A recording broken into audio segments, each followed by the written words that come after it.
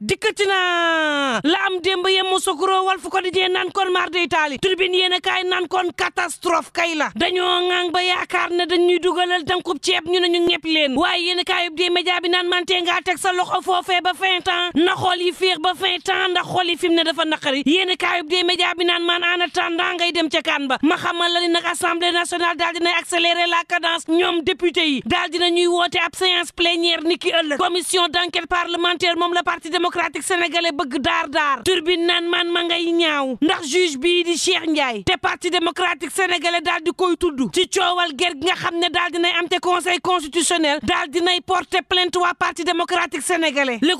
Quotidien naan man réew mi yëngu na waa APR daal di deltu ginnaaw mel ni kuy nguufaan ci kaw conseil constitutionnel naan hee respecté leen institution yi moom juge Cheikh Ndiaye na jàpp plainte am Turbine yéene kaay naan kon terewul waa parti démocratique sénégalais nee nañu fel gémmiñ sàmba walis rek na leer ma ne la coowal ger gi 24 heures yéene kaay naan kon 7 sages day ña ngay yuuxu di wax ca kaw di tëb Turbine naan kon waa parti démocratique sénégalais naan leen ferge ñeenteew ñu na leer 24 heures naan kon ma ñëw moom Mamadou Badio Camara Awa Dieye Aminata Ly Ndiaye Cheikh Ndiaye Ahmed Tidiane Coulibaly Mouhamadou Diawara ak Youssoufa Diaw Mbodj nee nañu député parti démocratique sénégalais yi alee tuuma yi nga xam ne teg ngeen ko suñu ndodd ngir wàññi dooley institution yi fexeel leen fitnaal leen waaye tam jàmm ci réew mi ngeen salfaañe ko loolee mani la kenn du ko bàyyi mu naat te bu jàlle it faaw rëq ndiga am ca waa parti démocratique sénégalais ci Turbine yéene kaay naan leen ak lu ngeen mënti wax ma ne na leer 24 heures naan kon ñoom conseil ba ña nga naan luñ leen xamee ci principe ak rigueur ña ngi koy doxee luñ leen xamee ci transparence lépp leer ña ngi koy doxee te loolee la ñuy daal di wéyal ci gàttal réew mi ko di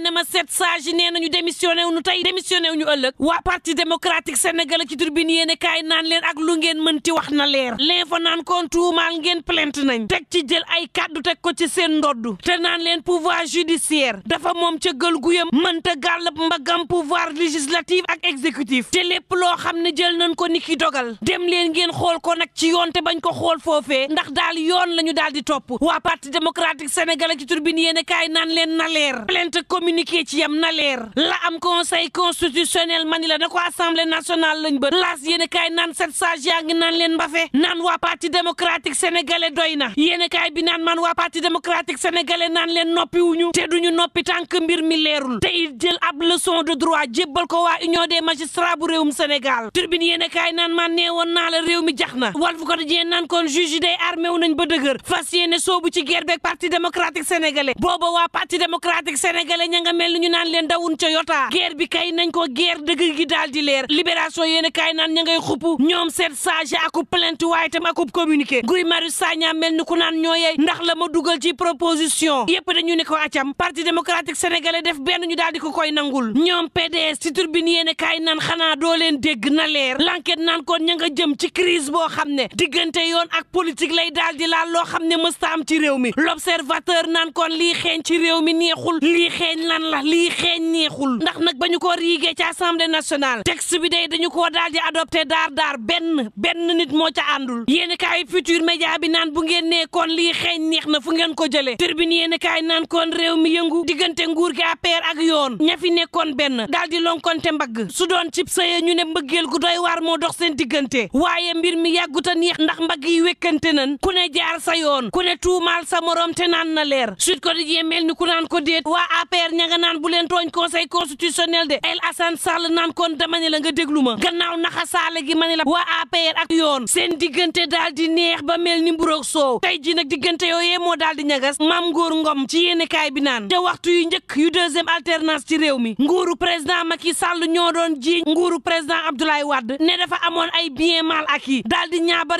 jël Karim Meïssa Wade tëj ci kaso bi tey jii nga xam ne nguuru président Macky Sall bu doon bés la jàpp leen di mang ca gee moom nguuru président Macky Sall boobee nguuru Abdoulaye Wade ga woon niki noone doom ja Karim Meïssa Wade nga xam ne tëjoon nañ ko ñoo jël nguur gii di bëgg jeex daal di koy tuumaal ba sax fi mu ne xel daal dina ciy teey daal ku comprendre Sénégal wax ma l'info yéene kaay naan leen yéen waa parti démocratique sénégalais yéen a ngi nitu goo xam ne bés bu ngeen lakkalee day maar day taali mën naa am à tout moment Tribune Sport naan kon naqar moom buy ñëw na rek Walf Quotidien naan kon sénégalais dafa mel ni njigéen immeuble daal dinay nërmeelu ca xaar yàlla immeuble 3 étage ak ña ca dëkkoon ci biir Tribune Sport naan kon waxtu woowu xol yaa ngay bëx-bëxi la desoon sunu xol ga Côte d'Ivoire bëggu koo déjjati niki démb na gaa yi am yaakaar ci